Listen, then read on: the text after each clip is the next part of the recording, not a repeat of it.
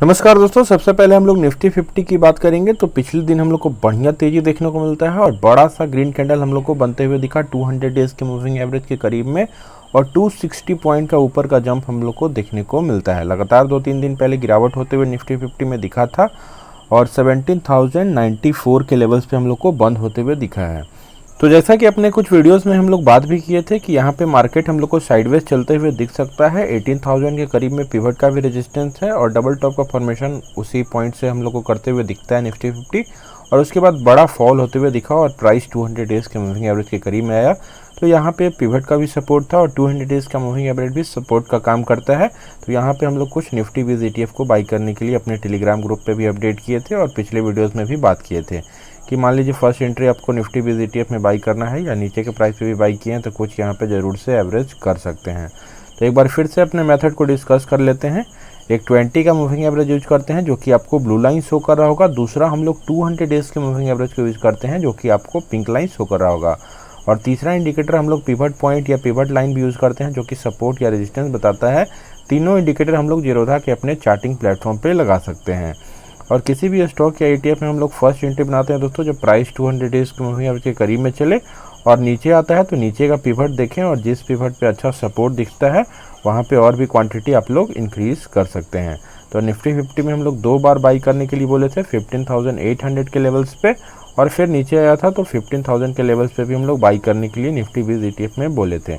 उसके बाद अच्छा पुलबैक हम लोग को देखने को मिला ऊपर की तरफ और 18,100 के लेवल्स पे हम लोग को थोड़ा बहुत रेजिस्टेंस देखने को मिलता है और वहीं से प्राइस नीचे आते हुए दिखा। फिलहाल की बात करें तो निफ्टी 50 अभी 200 डेज के मूविंग एवरेज के करीब में चल रहा है। 200 डेज का मूविंग एवरेज फ्लैट है जो कि आपको बताता है अभी साइडवेज मोमेंटम निफ्टी 50 में कुछ दिनों से चलते हुए हम लोग को दिख रहा है। लेकिन हम लोग को यहाँ पे कुछ क्वांटिटी निफ्टी बीज ETF में बाई करके चलना है। अगर नीचे के प्राइस पे भी बाई किए हुए हैं तो यहाँ पे ज़रूर से एवरेज कर लें और फ्रेश एंट्री बनाना है निफ्टी बीज ETF में। तो अभी बढ़िया लोकेशन है, आप लोग बाई करके चल सकते हैं। यहाँ से भी ब्रेकआउट नीचे की तरफ हो सकता है।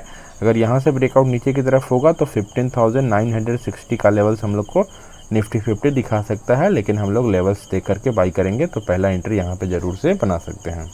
और पहला स्टॉक जिसमें हम लोग आज बात करेंगे कि क्या हम लोग को आगे कोर्स ऑफ एक्शन रखना है, नाइका स्टॉक्स की हम लोग बात कर रहे हैं। लिस्टिंग के बाद से ही लगातार गिरावट का दौर इसमें देखने को मिल रहा है और मेन रीज़न इसमें गिरावट का हम लोग को देखने को मिल रहा है दोस्तों, प्राइस टू अर्निंग रेशियो बहुत ही ज़्यादा हाई लेवल्स पे लिस्ट हुआ था। करीब 1500 के प्राइस टू अर्निंग रेशियो पे लिस्ट हुआ था जो कि सस्टेनेबल नहीं था। इस कारण हम लोग को गिरावट होते हुए दिख रहा है।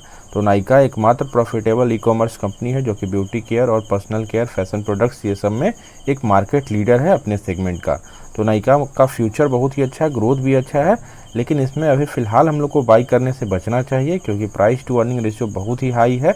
अभी 1200 के करीब प्राइस टू अर्निंग रेशियो पे ही चल रहा है। तो इसमें हम लोग को थोड़ा बहुत वेट एंड वॉच करना है। जब तक मैनेजेबल PE पे हम लोग को नहीं मिलेगा, कम से कम 100 या 200 के PE पे आता है तब हम लोग बाई करेंगे, क्योंकि यहाँ से और भी फॉल होने का संभावना है। बड़े इन्वेस्टर और भी इसमें स्टेक कम कर सकते हैं। तो इसलिए नाइका में फ़िलहाल वेट एंड वॉच करना है। बहुत बढ़िया गिरावट हो चुका है। अगर ऊपर के प्राइस पे आप लेके बैठे हुए हैं तो आप होल्ड कर सकते हैं, कुछ एवरेजिंग करना है। तो यहाँ पे जैसे ही 20 का मूविंग एवरेज के ऊपर क्लोजिंग देता है बढ़िया सा ग्रीन कैंडल, तब आप लोग बाई कर सकते हैं। लेवल्स की बात करें तो 1350 के ऊपर लेवल्स पे बाई करें, लेकिन फ्रेश एंट्री इसमें लेने से हम लोग को बचना चाहिए।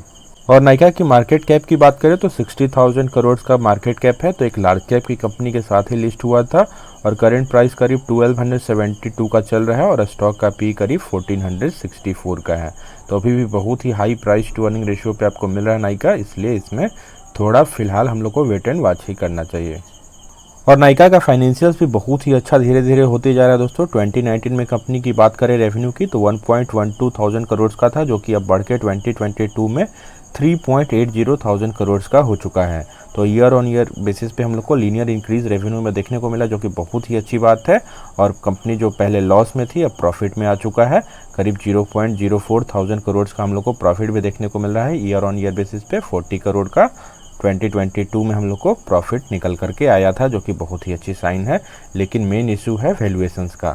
तो वैल्यूएशन थोड़ा सा नीचे आने दे तब हम लोग नाइका में इन्वेस्टमेंट का सोचेंगे। वहीं अगर हम लोग शेयर होल्डिंग पैटर्न की बात करें नाइका की तो प्रमोटर्स के पास करीब 52.41% का स्टेक है।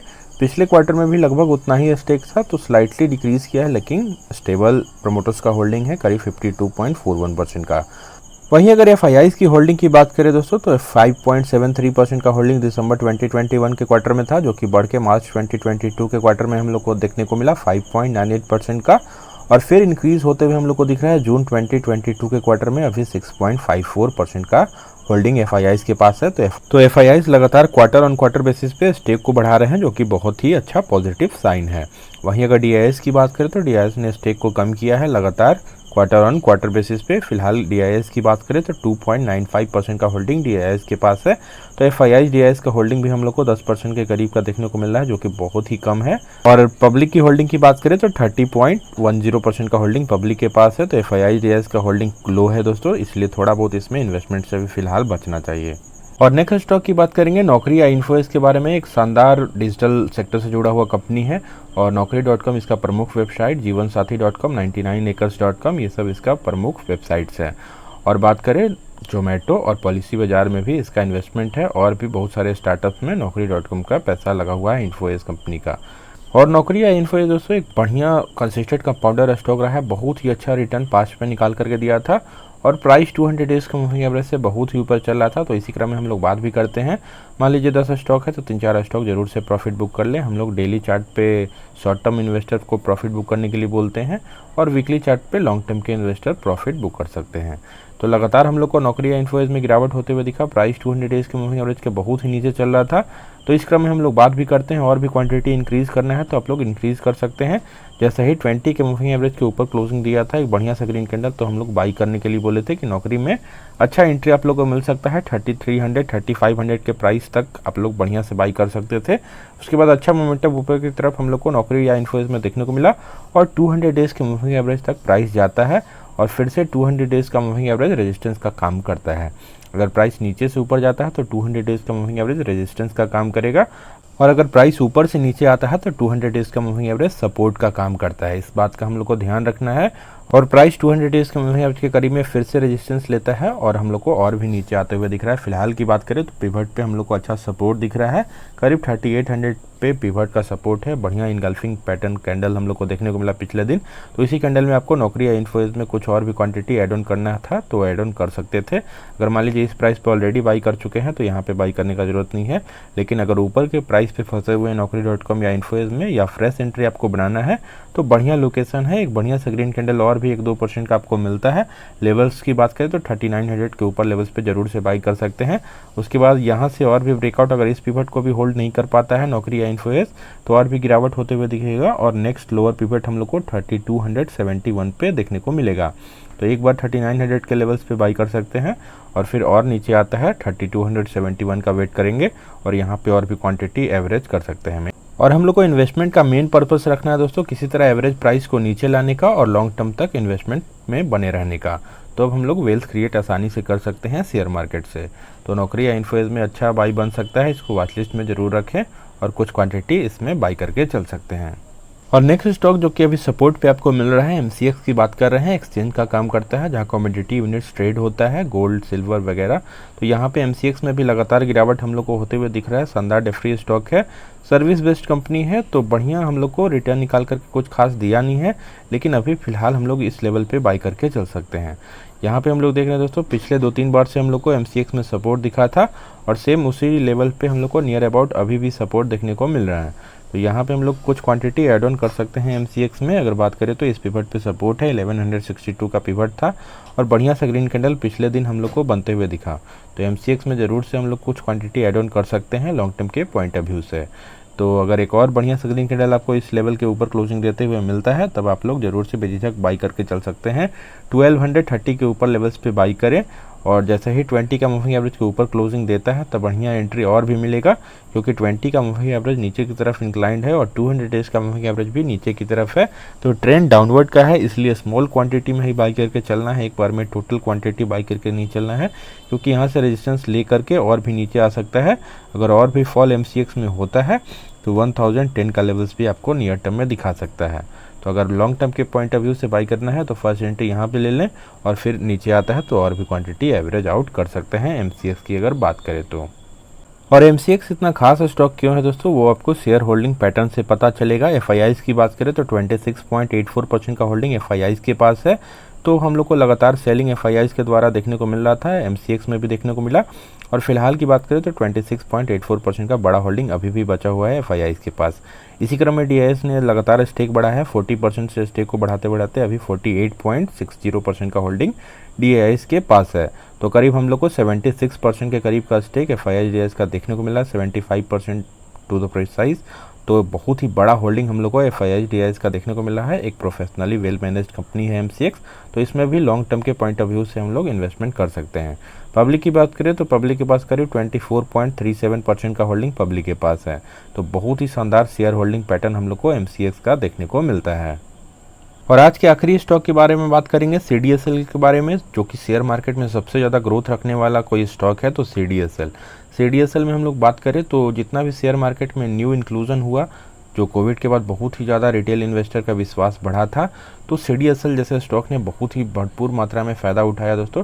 जो DP चार्जेस वगैरह लेता है CDSL ही लेता है। और तो CDSL में बात करें फिलहाल की तो प्राइस 200 डेज के मूविंग एवरेज से बहुत ही नीचे चल रहा था। पहले तो बहुत ही शानदार रिटर्न हम लोग को कोविड के फॉल के बाद निकाल करके दिया। इसी क्रम में प्राइस 200 डेज के मूविंग एवरेज से बहुत ही ऊपर चल रहा था। तो इस क्रम में हम लोग बात भी किए थे, 1500 के लेवल्स को क्रॉस किया था CDSL, तो हम लोग कुछ प्रॉफिट बुकिंग का सलाह दिए थे। वीकली चार्ट पे भी हम लोग देख सकते थे कि प्राइस 200 डेज के मूविंग एवरेज से बहुत ही ऊपर चल रहा है, तो कुछ प्रॉफिट बुकिंग CDSL में करना चाहिए था। उसके बाद लगातार हम लोग को गिरावट होते हुए दिखा। फिलहाल की बात करें तो प्राइस 200 डेज के मूविंग एवरेज से बहुत ही नीचे आता है और डब्ल्यू पैटर्न जैसा बनाता है। तो इस लेवल पे हम लोग CDSL को और भी बाई करने के लिए बोले थे। उसके बाद अच्छा मोमेंटम हम लोग को ऊपर की तरफ देखने को मिल रहा है, 1000 के करीब बाई करने के लिए बोले थे और प्राइस 200 डेज के मूविंग एवरेज के ऊपर गया था, करीब 1394 तक भी हम लोग को प्राइस जाते हुए दिखा था। तो बहुत ही अच्छा स्टीप हम लोग को इंक्रीज देखने को मिला था CDSL में। और फिर से 200 डेज के मूविंग एवरेज के करीब में जाता है प्राइस और रेजिस्टेंस लेता है पहला पिवट पे। उसके बाद थोड़ा बहुत हम लोग को पुल बैक देखने को मिल रहा है। तो CDSL में ऊपर के प्राइस पे फंसे हुए हैं, तो यहाँ पे जरूर से एवरेज कर सकते हैं। अभी पिवट का सपोर्ट है और 1245 का नियर प्राइस अभी भी चल रहा है। तो एक बढ़िया से ग्रीन कैंडल और भी मिल जाता है ऊपर की तरफ क्लोजिंग देते हुए। लेवल्स की बात करें 1260 के ऊपर लेवल्स पे आपको CDSL में बाई करके चलना चाहिए। और अगर यहाँ से भी नीचे आता है तो दो लेवल्स और भी हम लोग को मिलेगा, 1138 का, और उसके बाद और भी अगर नीचे आ ही जाता है तो 1027 तक हम लोग को और भी बाइंग बन सकता है। तो CDSL में इस लेवल पे ज़रूर से बाई कर लें। अगर इस लेवल पे ऑलरेडी बाई किए हैं तो बाई करने से इग्नोर कर सकते हैं, लेकिन अगर फ्रेश एंट्री आपको बनाना है, अगर ऊपर के प्राइस पे फंसे हुए हैं तो अच्छा एवरेज आप लोग यहाँ पे कर सकते हैं और एवरेज प्राइस को नीचे ला सकते हैं। CDSL में बहुत ही शानदार ग्रोथ वाला कंपनी है, तो इसको आपके पोर्टफोलियो में बेझिझक होना चाहिए। कोई इफेंट बट नहीं है, CDSL जरूर से बाई करके चलना है। तो होप आप लोग को वीडियो अच्छा लगता होगा, टेक्निकल एनालिसिस समझ में आता होगा। तो वीडियो को लाइक कर सकते हैं, चैनल को सब्सक्राइब कर लीजिए और अपने दोस्तों में शेयर कीजिए। थैंक यू, मिलते हैं नेक्स्ट वीडियो में।